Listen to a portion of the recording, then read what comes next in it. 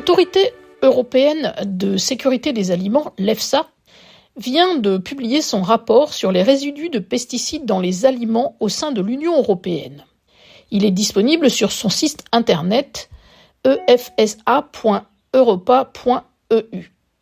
Il donne donc un aperçu des niveaux de résidus présents dans une sélection de produits couramment consommés.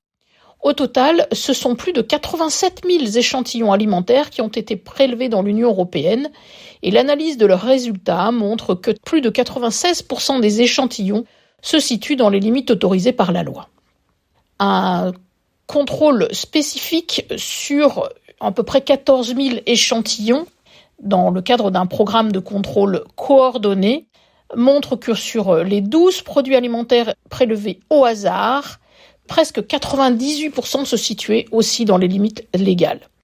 Il s'agissait en 2021 d'aubergines, de bananes, de brocolis, de champignons cultivés, de pamplemousses, de melons, de poivrons, de raisins de table, d'huile d'olive vierge, de blé, de graisse bovine et d'œufs de poulet. 58% de cet ensemble se sont révélés exempts de niveau quantifiable de résidus.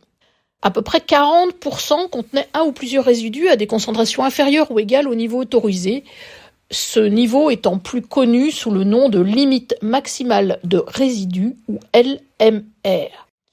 Il y a donc 2,1% des échantillons qui contenaient des résidus dépassant les niveaux autorisés. La même sélection de produits est échantillonnée tous les 3 ans, ce qui permet d'identifier des tendances à la hausse ou à la baisse. Le taux global de résidus de pesticides dépassant ces fameuses LMR est passé de 1,4% en 2018 à 2,1% en 2021. En 2021, les États membres ont d'ailleurs attiré l'attention sur la présence accrue de résidus de pesticides dans les pamplemousses importés de l'extérieur de l'Union européenne et la même année, la Commission européenne a donc renforcé les contrôles aux frontières.